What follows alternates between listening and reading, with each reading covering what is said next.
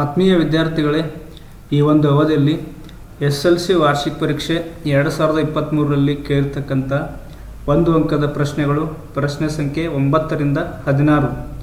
ಈ ಒಂದು ಅಂಕದ 8 ಪ್ರಶ್ನೆಗಳನ್ನು ಈ ಒಂದು ಅವಧಿಯಲ್ಲಿ ಬಿಡಿಸ್ತಾ ಹೋಗೋಣ. ಮೊದಲನೇ ಪ್ರಶ್ನೆ, 7/80 ರ ಛೇದವನ್ನು 2n ಗುಂಡ್ಲೆ 5m ರೂಪದಲ್ಲಿ ವ್ಯಕ್ತಪಡಿಸಿ. ನೋಡ್ರಿ, ಛೇದ 80. ಈ 80ನ್ನು ನಾವೇನು ನೋಡ್ಬೋದು ಅಂತಂದ್ರೆ 2n ಗುಂಡ್ಲೆ 5m ರೂಪದಲ್ಲಿ ಬರೀಬೇಕು.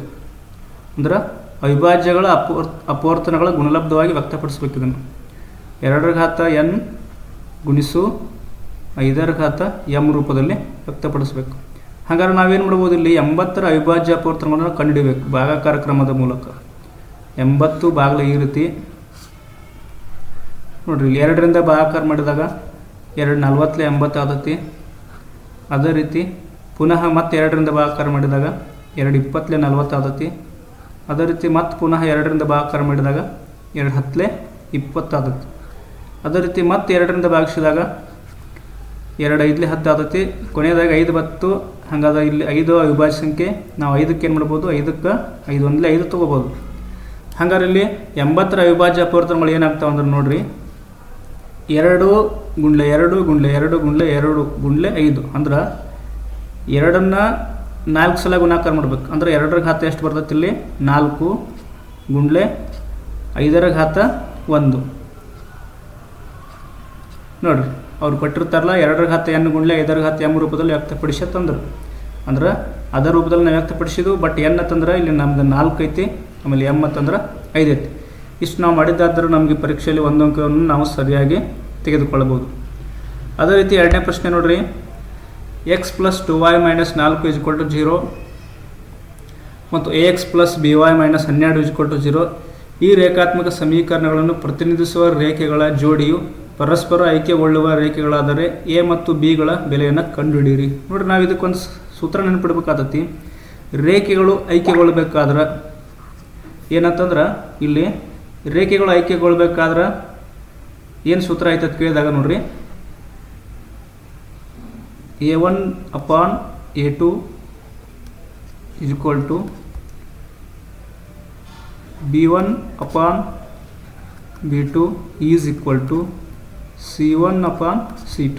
ಇದು ರೇಖೆಗಳು ಐಕ್ಯಗೊಳ್ಬೇಕಾದ್ರೆ ಇದು ಸೂತ್ರ ಬರ್ತೈತಿ. ಇದು ಆವಾಗ ನಮಗಿಲ್ಲಿ a1 ಅಂತಂದ್ರೆ ಮೊದಲನೇ ಸಮೀಕರಣದ x ನ ಸಹಗುಣಕ, b1 ಅಂತಂದ್ರೆ ಮೊದಲನೇ ಸಮೀಕರಣದ y ನ ಸಹಗುಣಕ, c1 ಅಂತಂದ್ರೆ ಮೊದಲನೇ ಸಮೀಕರಣದ ಸ್ಥಿರಾಂಕ ಅದ.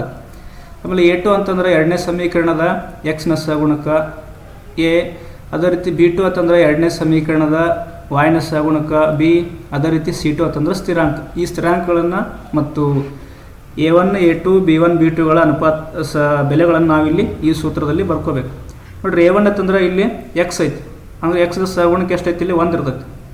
ಅದಕ್ಕೆ ನಾವಿಲ್ಲಿ 1 ಅಂತ ತೊಗೋಬೇಕು, 1. ಆಮೇಲೆ a2 ಅಂತಂದ್ರೆ ಎರಡನೇ ಸಮೀಕರಣದ x ನ ಸಹಗುಣಕ.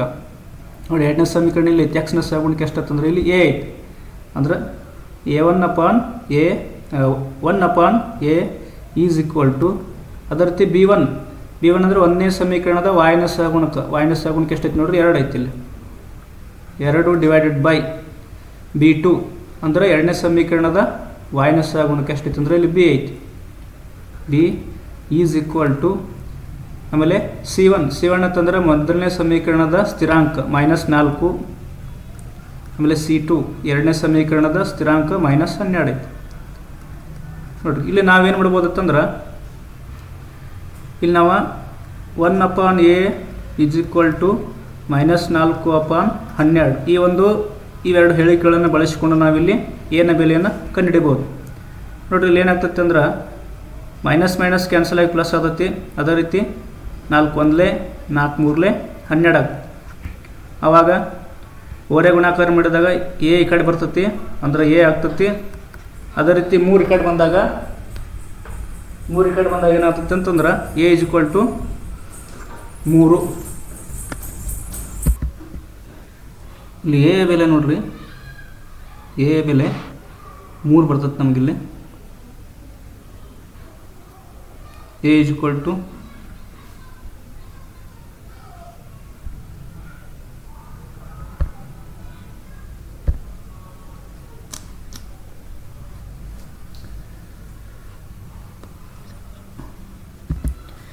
ಎ ಈಕ್ವಲ್ ಟು 7 ಬರ್ತದೆ ನಮಗಿಲ್ಲಿ.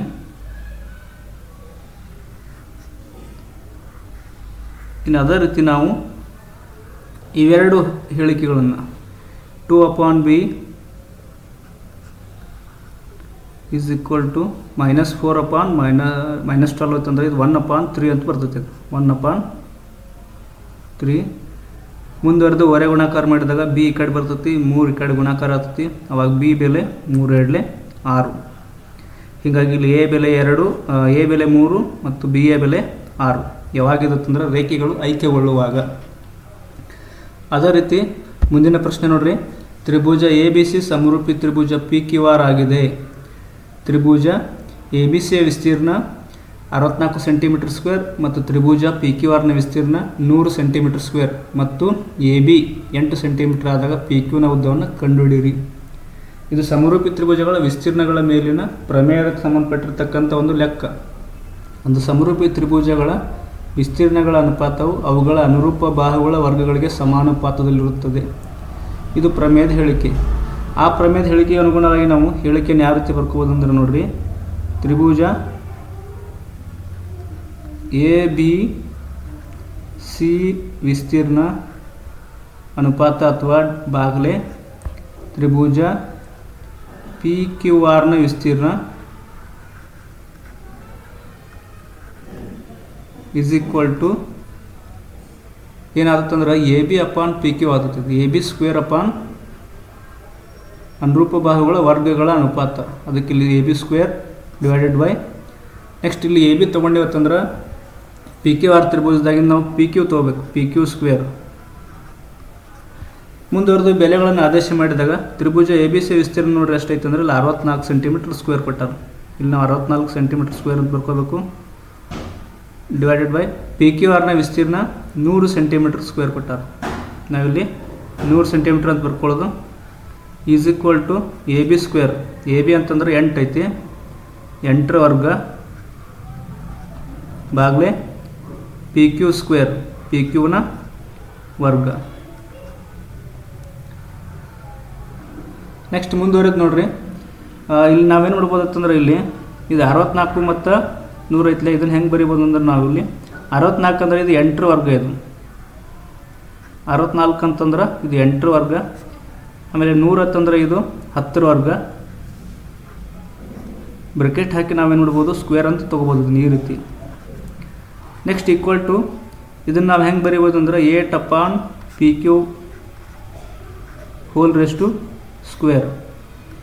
ಅವಾಗ ನೋಡ್ರಿ ಎರಡು ಈಕ್ವಲ್ ಟು ಅದಾವು. ಇಲ್ಲಿ ಸ್ಕ್ವೇರ್ ಐತಿ, ಇಲ್ಲಿ ಸ್ಕ್ವೇರ್ ಐತಿ. ಸ್ಕ್ವೇರ್ ಕ್ಯಾನ್ಸಲ್ ಆಗುತ್ತೆ. ಅವಾಗ ನೋಡ್ರಿ ಇದು 10 ಅಷ್ಟು ಆಗಬೇಕು. ಸ್ಕ್ವೇರ್ ಮತ್ತು ಸ್ಕ್ವೇರ್ ಕ್ಯಾನ್ಸಲ್ ಆದ ನಂತರ ಏನು ಉಳಿತೈತಿ ಅಂದ್ರೆ ಇಲ್ಲಿ 8/10 is equal to 8/p Q. Next ಇದು ಮುಂದುವರೆದು ಇಲ್ಲಿ 8 ಇದು ಕೂಡ ಕಡ್ತು ಹೋಗ್ತೈತಿ. 8 ಕ್ಯಾನ್ಸಲ್ ಆಗಿ ನೆಕ್ಸ್ಟ್ ಏನು ಉಳಿತೈತಿ ಅಂದ್ರೆ 1/10 is equal to 1/p Q ಅಂತ ಉಳಿತೈತಿ. ಆವಾಗ ನಮ್ಮ ಪಿ ಕ್ಯೂನ ಉದ್ದ ಬೇಕಾಗಿತ್ತು. ಅವಾಗ ಇದನ್ನು ಹೊರೆ ಗುಣಾಕಾರ ಮಾಡಿದಾಗ ಪಿ ಕ್ಯೂ ಈ ಕಡೆ ಬರ್ತೈತಿ, 10 ಈ ಕಡೆ ಹೋಗ್ತೈತಿ. ಅವಾಗ ಏನಾಗ್ತೈತಿ ಅಂದ್ರೆ P Q is equal to 10 centimetre ಉತ್ತರ ಬರುತ್ತದೆ. ಈ ರೀತಿ ನಾವು ಸಮರೂಪಿ ತ್ರಿಭುಜಗಳ ವಿಸ್ತೀರ್ಣಗಳಿಗೆ ಸಂಬಂಧಪಟ್ಟಾಗ ಪ್ರಶ್ನೆ ಕೇಳಿದಾಗ ಈ ರೀತಿ ಬಿಡಿಸಬೇಕಾಗ್ತದೆ. ನೆಕ್ಸ್ಟ್ ಮುಂದಿನ ಪ್ರಶ್ನೆ ನೋಡ್ರಿ, X into bracket 2 + x bracket complete is equal to 3.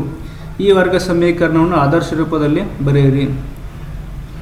ಇದು ವರ್ಗ ಸಮೀಕರಣದ ಆದರ್ಶ ರೂಪದಲ್ಲಿ ಅಂತಂದ್ರೆ ನಾ ಹೆಂಗೆ ಇದನ್ನು ಬರೀಬೇಕಂದ್ರೆ ವರ್ಗ ಸಮೀಕರಣದ ಆದರ್ಶ ರೂಪ ax² + bx + c is equal to 0. ಈ ರೂಪದಲ್ಲಿ ಇದನ್ನು ನಾವಿನ್ನು ಬರೀಬೇಕು. ಬಟ್ ಸ್ಟ್ಯಾಂಡರ್ಡ್ ರೂಪದಲ್ಲಿ ಇಲ್ಲ. ಅದಕ್ಕೆ ನಾವೇನು ನೋಡ್ಬೋದತ್ತಂದ್ರೆ ಇದನ್ನು ಸ್ವಲ್ಪ ಬಿಡಿಸ್ಕೋಬೇಕು.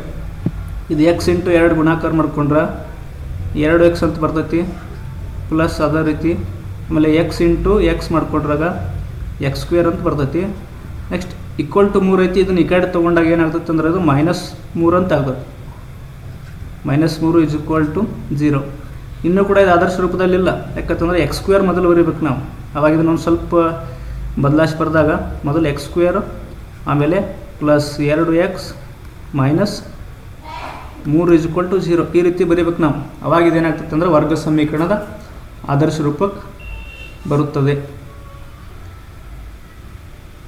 ನೆಕ್ಸ್ಟ್ 13ನೇ ಪ್ರಶ್ನೆ, 2x² - 4x + 3 = 0 ಈ ವರ್ಗ ಸಮೀಕರಣದ ಶೋಧಕವನ್ನು ಕಂಡುಹಿಡಿಯಿರಿ. ನೋಡಿ, ಶೋಧಕಕ್ಕೆ ಒಂದು ಸೂತ್ರ ಐತಿ. ಶೋಧಕ ಅಥವಾ ನಾವು ಡೆಲ್ಟಾ ಅಂತ ತಗೋತೀವಿ. ಶೋಧಕ = b² - 4ac. ಇದು ಶೋಧಕ ಕಂಡುಹಿಡಿಯಲು ಉಪಯೋಗಿಸ್ತಕ್ಕಂಥ ಸೂತ್ರ ಇದು. ನೋಡಿರಿ, ಈಗಿಲ್ಲಿ ಇದು ax² + bx + c ರೂಪದಲ್ಲಿ ಐತಿ. ಹಂಗಾರೆ ಇಲ್ಲಿ a ಅಂದರೆ ಏನಂತ ಬರ್ಕೋಬೇಕು ನಾವು. a ಅಂದ್ರೆ ನೋಡ್ರಿ, ಇಲ್ಲಿ a ಅಂದರೆ x² ಸಹಗುಣಕ ಎಷ್ಟೈತಿ? x² ಸಹಗುಣಕ 2. b ಅಂತಂದ್ರೆ x ಸಹಗುಣಕ. x ಸಹಗುಣಕ ಎಷ್ಟೈತಿ ಅಂದರೆ ಇಲ್ಲಿ -4. ಅದೇ ರೀತಿ c ಅಂತಂದ್ರೆ ಸ್ಥಿರಾಂಕ ಎಷ್ಟೈತಿ ನೋಡ್ರಿ, ಇಲ್ಲಿ 3. ಈ ಬೆಲೆಗಳನ್ನು ಶೋಧಕದ ಸೂತ್ರದಲ್ಲಿ ಆದೇಶ ಮಾಡಬೇಕು. ಮೊದಲಿಗೆ ನೋಡ್ರಿ, b². b ಅಂತಂದ್ರೆ ನಮ್ದು -4 ಐತಿ. -4 bracket whole square -4ac. 4 into a ಅಂದ್ರೆ 2 ಇಂಟು b ಅಂತಂದ್ರೆ 3. ನೆಕ್ಸ್ಟ್ ಇದನ್ನು ಬಿಡಿಸಿದಾಗ -4 ವರ್ಗ ಮಾಡಿದಾಗ 16 ಬರ್ತೈತೆ ನಮಗಿಲ್ಲಿ. ನೆಕ್ಸ್ಟ್ ಇಲ್ಲಿ ನೋಡ್ರಿ, 4 2 8, 8 3 24 ಬರ್ತೈತೆ. ಅದೇ ರೀತಿ 16ರಾಗ 24 ನಾವೇ ನೋಡ್ಬೋದು, ಇಲ್ಲಿ ಕಳಿಬೋದು. ಕಳೆದಾಗ ದೊಡ್ಡ ಸಂಖ್ಯೆ ಚಿಹ್ನೆ ಬರೀಬೇಕು, -8. ಶೋಧಕದ ಬೆಲೆ ಡೆಲ್ಟಾ = ಎಷ್ಟು ಬರ್ತಂದ್ರೆ ಇಲ್ಲಿ -8. ನೆಕ್ಸ್ಟ್ ಮುಂದಿನ ಪ್ರಶ್ನೆ ನೋಡ್ರಿ, ಇನ್ನೂ 3 ಪ್ರಶ್ನೆ ಅದಾವು. 6, 3 ಮತ್ತು 4, 7 ಈ ಬಿಂದುಗಳನ್ನು ಸೇರಿಸುವ ರೇಖಾಖಂಡದ ಮಧ್ಯ ಬಿಂದುವಿನ ನಿರ್ದೇಶಾಂಕಗಳನ್ನು ಕಂಡುಹಿಡಿಯಿರಿ. ನಿರ್ದೇಶಾಂಕ ರೇಖಾಖಂಡದಿಂದ ಬರ್ತಕ್ಕಂಥ ಒಂದು ಲೆಕ್ಕ ಇದು. ಇಲ್ಲಿ ಮಧ್ಯ ಬಿಂದು ನಿರ್ದೇಶಾಂಕಗಳು ಏನಾಗ್ತಾವೆ ಅಂದ್ರೆ ನೋಡ್ರಿ, ಮಧ್ಯ ಬಿಂದು ನಿರ್ದೇಶಾಂಕಗಳು P of x, y = x1 + x2 / 2 = y1 + y2 / 2. ಇದು ಮಧ್ಯ ಬಿಂದುವನ್ನು ಕಂಡುಹಿಡಿಯಲು ಬಳಸ್ತಕ್ಕಂಥ ಸೂತ್ರ. ನೋಡಿರಿ, x1 ಅಂತಂದ್ರೆ ಮೊದಲನೇ ಬಿಂದುವಿನ ಇದು x1. ನೆಕ್ಸ್ಟ್ ಇದು y1. ನೆಕ್ಸ್ಟ್ ಇದು ಎರಡನೇ ಬಿಂದು ಐತಿ, ಇದಕ್ಕೆ x2 ಮತ್ತು ಇದು y2 ಆಗ್ತದೆ. ಹಂಗಾರೆ ಇಲ್ಲಿ ಸೂತ್ರದಲ್ಲಿ ತುಂಬಿದಾಗ ನಾವು x1 ಅಂದ್ರೆ ಎಷ್ಟೈತಿ ನೋಡ್ರಿ, ನಮ್ದು 6 ಐತಿ. x1 ಅಂತಂದ್ರೆ 6 + x2 ಅಂತಂದ್ರೆ 4 / 2, y1 ಅಂತಂದ್ರೆ 3. y1 ಅಂದ್ರೆ 3 + y2 ಅಂತಂದ್ರೆ 7. 3 + 7 / 2 = 6 + 4 ಅಂದಾಗ 10 / 2, 3 + 7 ಅಂತಂದ್ರೆ ಇದು ಕೂಡ 10 / 2. ಆವಾಗ ಕಡ್ತಾ ಹೊಡೆದಾಗ ನೋಡ್ರಿ, 2 ಇಲ್ಲಿ 10, 2 ಇಲ್ಲಿ 10. ಈ ರೀತಿಯಾಗಿ ಏನಾಗ್ತೈತೆ ಅಂದ್ರೆ ಇಲ್ಲಿ 5, 5 ಮಧ್ಯ ಬಿಂದುವಿನ ನಿರ್ದೇಶಾಂಕಗಳು ಏನಾಗ್ತಾವೆ ಅಂದ್ರೆ 5, 5. ನೆಕ್ಸ್ಟ್ ಮುಂದಿನ ಪ್ರಶ್ನೆ ನೋಡ್ರಿ, ಅದೇ ರೀತಿ P of x = 3x³ - x³ + 2x² + 5x + 2 ಈ ಬಹುಪದೋಕ್ತಿಯ ಮಹತ್ತಮ ಘಾತ ಬರೆಯಿರಿ. ಮಹತ್ತಮ ಘಾತ ನೋಡಿ, ಭಾಳಷ್ಟು ಸರಳವಾಗಿರ್ತಕ್ಕಂಥ ಪ್ರಶ್ನೆ ಇದೆ. ಮಹತ್ತಮ ಘಾತ ಅಂತಂದ್ರೆ ಮಹತ್ತಮ ಘಾತ ಅಥವಾ ಡಿಗ್ರಿ ಅಂತ ಕರಿತೀವಿ ನಾವು. ಮಹತ್ತಮ ಘಾತ ಅಂತಂದ್ರೆ ಕೊಟ್ಟಿರೋ ಬಹುಪದೋಕ್ತಿಯಲ್ಲಿ x ಚರಾಕ್ಷರದ ದೊಡ್ಡ ಘಾತ ಯಾವ್ದು ಅಂತಂದ್ರೆ ನೋಡ್ರಿ, ಇಲ್ಲಿ ಚರಾಕ್ಷರದ ಘಾತ 1 ಐತಿ, ಇಲ್ಲಿ 2 ಐತಿ, ಇಲ್ಲಿ 3 ಐತಿ, ಇಲ್ಲಿ 4 ಐತಿ. ಹಂಗಾರೆ ಚರಾಕ್ಷರದ ಅತಿ ಹೆಚ್ಚಿನ ಘಾತ ಯಾವ್ದು ಅಂತಂದ್ರೆ 4 ಐತಿ. ಹಂಗಾರೆ ಇಲ್ಲಿ ಮಹತ್ತಮ ಘಾತ ಅಥವಾ ಡಿಗ್ರಿ = ಎಷ್ಟಾಗಿರ್ತೈತೆ ಅಂದ್ರೆ ಇಲ್ಲಿ 4. ನೆಕ್ಸ್ಟ್ ಅದೇ ರೀತಿ ಮುಂದಿನ ಪ್ರಶ್ನೆ ನೋಡ್ರಿ, ಚಿತ್ರದಲ್ಲಿ ಕೊಟ್ಟಿರುವ ಶಂಕುವಿನ ಭಿನ್ನಕದ ಘನಫಲವನ್ನು ಕಂಡುಹಿಡಿಯಿರಿ. ಶಂಕುವಿನ ಭಿನ್ನಕದ ಘನಫಲವನ್ನು ಕಂಡುಹಿಡಿಯಬೇಕು ನಾವು. ಇದು ಸ್ಟ್ಯಾಂಡರ್ಡ್ ಸೂತ್ರ ಐತೆ ಆಲ್ರೆಡಿ. ಶಂಕುವಿನ ಭಿನ್ನಕದ ಘನಫಲ V = ನೋಡ್ರಿ, ಇಲ್ಲಿ ರೇಡಿಯಸ್ ಒಂದು ತ್ರಿಜ್ಯ R1 ಐತಿ, ಮತ್ತೊಂದು ತ್ರಿಜ್ಯ R2 ಐತಿ, ಆಮೇಲೆ ಎತ್ತರ h ಐತಿ. ಆ ಶಂಕುವಿನ ಭಿನ್ನಕದ ಘನಫಲ = 1/3 πh. ಸಿಲಿಂಡರ್ನ ಘನಫಲದ ಅರ್ಧ. ಅದ್ರ ಜೊತೆಗೆ ಇಲ್ಲಿ ತ್ರಿಜ್ಯಗಳು ನೋಡ್ರಿ ಏನಕ್ಕ ಅಂದ್ರೆ, ಒಂದನೇ ತ್ರಿಜ್ಯ R1 ಐತಿ, R1² ಪ್ಲಸ್ ಅದೇ ರೀತಿ ಎರಡನೇ ತ್ರಿಜ್ಯ R2 ಐತಿ, R2 ಸ್ಕ್ವೇರ್ ಪ್ಲಸ್ ಅದೇ ರೀತಿ ಎರಡೂ ತ್ರಿಜ್ಯಗಳ ಗುಣಲಬ್ಧ R1 ಇಂಟು R2. ಇದು ಶಂಕುವಿನ ಭಿನ್ನಕದ ಘನಫಲವನ್ನು ಕಂಡುಹಿಡಿಯಲು ಉಪಯೋಗಿಸ್ತಕ್ಕಂಥ ಸೂತ್ರ.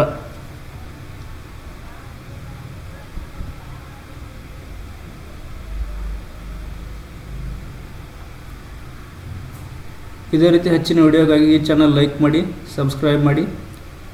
ಈ ವಿಡಿಯೋ ನೋಡಿದ್ದಕ್ಕಾಗಿ ಧನ್ಯವಾದಗಳು.